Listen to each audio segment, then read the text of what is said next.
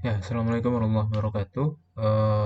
Di materi kali ini saya akan bahas tentang fluida ya. Jadi di awal ini, di pertemuan 10 ini saya kenalkan tentang fluida. Nanti kita akan bahas eh, fungsi-fungsi ataupun persamaan apa saja yang terkait tentang fluida ya nanti ya.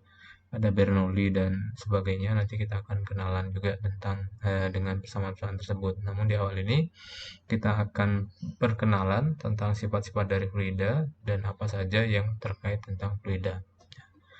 Nah, fluida itu kalau banyak kalian kenal ya, jadi fluida itu mungkin yang kalian kenal itu sementara adalah zat cair. Namun fluida itu merupakan ada dua jenis benda di sana yang termasuk ke dalam fluida. Yang pertama itu zat cair, yang kedua adalah gas ya. Jadi gas itu masuk ke fluid ataupun fluida gitu ya. Namun yang akan banyak kita pelajari ataupun kita dalami di materi fluida ini yaitu fluida kaitannya tentang zat cairnya. Nah, di sini ada gambar ya, gambar yang menunjukkan bahwa eh, suatu fluida itu memiliki arah gaya yang tergantung dari sudut ataupun letak dari permukaan yang mengenai fluida tersebut gitu ya. Misal di sini ya ada di sini kita gambarkan sebuah kotak ya. Sebuah kotak di dalamnya ada fluida gitu. Maka gaya yang bekerja itu nanti ada 4 titik ya. Yang pertama ada gaya yang atas gitu ya. Terus ada gaya yang ke kanan gitu ya. Terus ada gaya yang ke bawah dan juga ada yang ke kiri gini ya. Jadi dia gaya yang bekerja pada zat cair itu merupakan gaya ke segala arah ya. Tergantung nanti permukaannya ataupun letak permukaan benda yang ditempati si zat cair ataupun fluida ini apa. Kalau dia nanti bentuknya segitiga, ya arahnya nanti juga ke tiga arah ya, tiga arah tergantung dari jumlah permukaan yang ada. Gitu ya. Nah, kalau di sini bentuk wadahnya seperti ini, berarti nanti ada eh, banyak arah dari zat cair ataupun fluida tersebut gitu ya. Ada yang arahnya ke sini, ini ada satu, ini dua, ya, ini tiga, ini satu, dua, tiga, empat, lima, enam ya, tujuh ini dihitung tujuh karena ini permukaan yang berbeda dengan ini ya, dengan ini yang ini ya, sehingga eh, zat cair itu memiliki arah gaya yang ke segala penjuru gitu ya. Oke.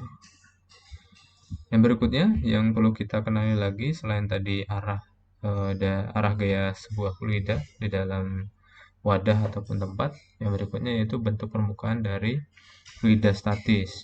Jadi kalau kita pernah memperhatikan eh, bentuk permukaan dari si fluida ini ataupun zat cair itu selalu datar ya, datar ataupun membentuk garis horizontal yang sejajar dengan bidang datar di bawahnya ataupun tumpuannya. Nah, di sini ditunjukkan bahwa di sini ada cairan ataupun fluida yang diletakkan di ini semisal kalau yang dari farmasi udah tahu ataupun kimia ya, ini kita anggap sebagai labu ukur gitu ya, labu ukur. Nah ini kalau kita letakkan tegak labu ukurnya, maka si permukaan ini juga nanti akan membentuk garis horizontal yang sejajar dengan ini ya, pantainya ya, tumpuan si labu ukur ini. Nah, gimana kalau laba ukurnya kita miringkan seperti ini ya, kita miringkan, maka si permukaan fluidanya juga nanti tetap akan membentuk garis horizontal yang sejajar dengan tumpuan yang ada di bawahnya gitu ya. Jadi walaupun kalian miringkan kemana gitu ya, ke kiri ataupun ke kanan nanti tetap akan membentuk eh, permukaan yang horizontal. Tidak akan nanti muncul cairan kalau kita miringkan nanti dia akan ikut miring seperti ini gitu ya. Enggak ya.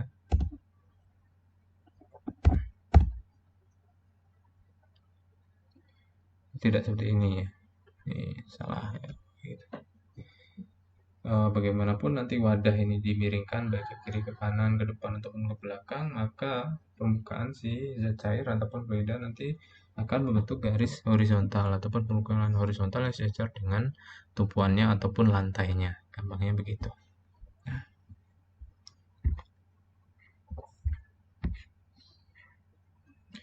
Oh ya, ini materi ini ataupun diktat ini, buku ini merupakan buku dari Prof. Mikrajudin Abdullah, ini dosen ITB ya. Jadi bisa kalian cari, ini beliau share ini free, jadi siapapun yang butuhkan nanti bisa digunakan secara bebas ya. Jadi ini amal jariahnya bagi Prof. Mikrajudin Abdullah ya. Silakan bisa kalian cari. Nah, yang berikutnya, setelah kita kenalan dengan bentuk permukaan, terus arah gaya dari fluida, yang berikutnya ada yang disebut sebagai massa jenis. Massa jenisnya. Jadi fluida itu memiliki massa jenis. Fluida itu baik itu gas, cair ya, untuk fluida dan juga untuk benda padat itu juga memiliki massa jenis. Dimana massa jenis itu kita udah tahu simbolnya adalah rho ya. Jadi massa jenis itu dia simbolnya adalah rho ya. Ini disebut sebagai rho ya. Dimana rho itu merupakan massa per satuan volume. Jadi M di sini. Jadi M itu adalah massa fluida ya. Terus si P itu adalah volume si fluida ya. Jadi kalau kita punya gelas ukur ya, gelas ukur semisal ini ya, ini menyatakan volume. Kita punya gelas ukur ya. Semisal di sini menunjukkan volumenya itu 1 liter lah, dimana massa si air ya kita udah tahu. Misal massa si airnya adalah 1 kg ya. Maka rho-nya berapa? Rho-nya adalah M per V ya. Mana M-nya adalah 1 kg dibagi dengan 1 liter. Sehingga didapat nanti nilai rho dari airnya. Rho airnya sama dengan 1 kg per liter. Gitu. Gampang ya? Nah, di mana untuk air sendiri itu sudah mempunyai nilai rho ataupun massa jenisnya di berbagai suhu. Jadi rho ini termasuk equation of state ya kalau kita bilang, yaitu persamaan yang sangat tergantung oleh perubahan suhu, di mana nilai si variabel tersebut itu sangat tergantung dari perubahan suhu ya, tergantung nanti si air ataupun cairan itu nanti suhunya berapa. Kalau air nanti di suhu 30 nilainya berapa, di suhu 29 nanti akan berbeda lagi rho-nya gitu. Di suhu 100 itu nanti beda lagi suhunya. Nah, perubahan suhu terhadap perubahan densitas itu sifatnya berkebalikan. Jadi, semakin tinggi suhu dari fluida, maka densitasnya akan semakin rendah. Namun, semakin rendah suhu si fluida, maka densitasnya akan semakin tinggi. Gitu ya. Jadi, konsepnya gini. Semakin tinggi suhu, maka nilai rho-nya akan semakin rendah. Begitu juga sebaliknya ya. Oke.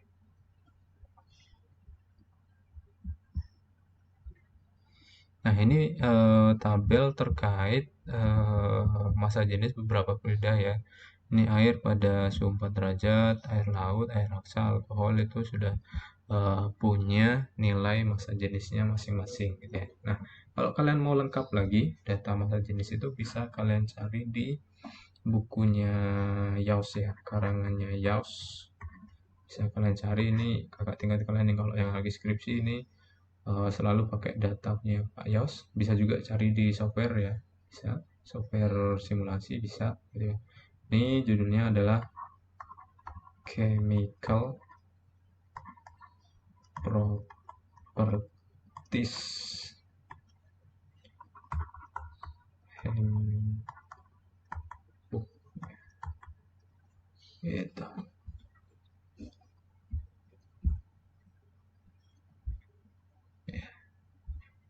Itu untuk row ya, nanti kalau row campuran nanti bisa kalian pelajari sendiri ya. Nah, ini kalau row campuran itu nilainya adalah row 1 dikali V1 ditambah row 2 dikali V2 per V1 ditambah V2. Nah, ini modulus bulk ya dan kompresibilitas. Jadi di materi sebelumnya di tegangan dan reganan udah saya sampaikan terkait modulus bulk dan kompresibilitas ya, di mana perubahan tekanan itu nanti akan menggantikan nilai gaya ya, nilai gaya, sehingga kita bisa mencari perubahan volume yang terjadi dikarenakan dengan perubahan tekanan fluida yang ada di dalam sebuah wadah gitu ya. Ini data modulus bulk dan kompresibilitas di tegangan dan regangan. Kemarin juga kita udah kenalan juga ya data terkait ini.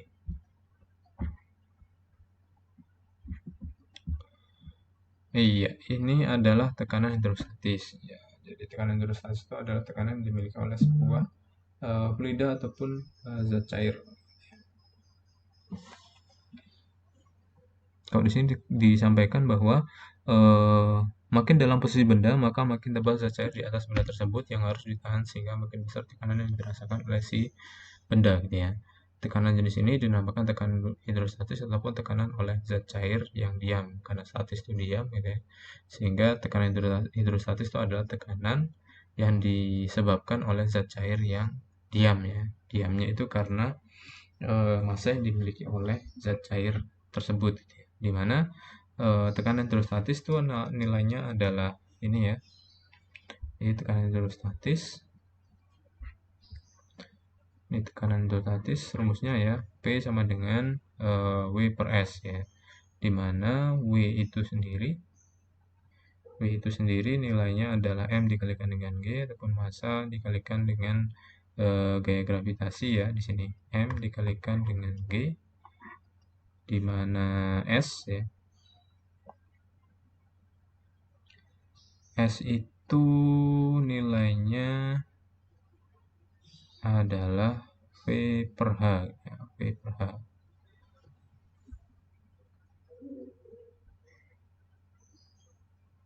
Oke, kita mau menguraikan ini ya.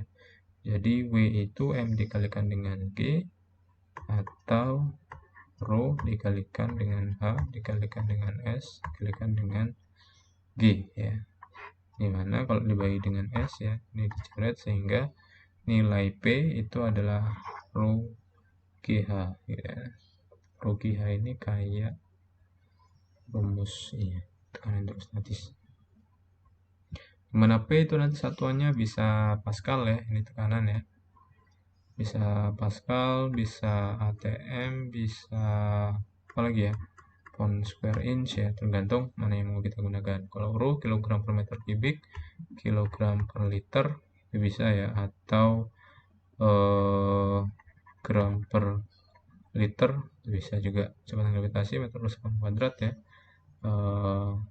ataupun feet per sekon kuadrat bisa juga adalah kedalaman besi benda diukur dari permukaan zat cairnya, itu satuannya meter ya. Nah, ini contoh dari tekanan hidrostatis ya. Jadi di gambar 10.5 itu ada sebuah plat yang dicelupkan ke dalam zat cair, di mana dia menahan berat zat cair di atasnya. Karena plat memiliki luas penampang S ya, maka plat merasakan adanya tekanan yang dihasilkan oleh zat cair, di mana tekanan jenis ini dinamakan tekanan hidrostatis. Ini ada contoh soal ya. Kapal pesiar Oasis of the Seas memiliki panjang 361 meter dan lebar 47 meter ya. Di mana bagian dasar kapal berada pada kedalaman 9,3 meter dari permukaan laut. Perkirakan gaya yang dialami kapal akibat tekanan hidrostatis air laut dengan asumsi massa jenis air laut kira-kira sama dengan massa air, yaitu massa jenis air ya maksudnya, massa jenis air laut kira-kira sama dengan massa jenis air ya, bukan massa air, yaitu 1000 kg per meter kubik. Mungkin saya buka whiteboard aja ya untuk lebih mudah. Oke.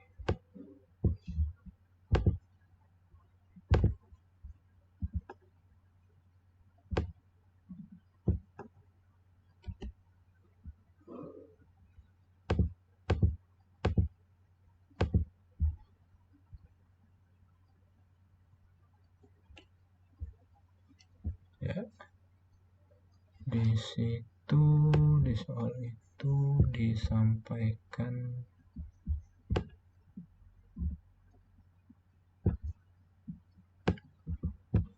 ya, di soal itu ya kita di sini ya itu diketahui yang pertama panjang ya, ini P ini panjang ya, panjangnya 361 meter ya, terus lebarnya itu 47 meter ya, terus kedalaman itu ya berarti ya hanya adalah 9,3 meter, dimana rho air laut sama dengan rho air sama dengan 1000 kg per meter kubik ya. Nah tadi disampaikan berapa pergerakan gaya dialami kapal akibat tekanan hidrostatis air laut dengan asumsi massa jenis. Ini kita diminta untuk sebenarnya rumus poin utamanya ditanya itu adalah P hidrostatisnya, dimana rumus P tadi kita tahu bahwa rho dikalikan dengan G dikalikan dengan rho nya adalah 1000 kg per meter kubik, rho nya kita pakai 10 meter per sekon kuadrat, terus hanya kita punya 9,3 meter ini habis ya, berarti 1000 dikali 10 10.000 kali 9,3 berarti 93.000 kg per meter sekon kuadrat. Oke, itu ya, kita sampai terus dulu, nanti akan saya lanjutkan di video berikutnya. Akhirnya wassalamualaikum warahmatullahi wabarakatuh.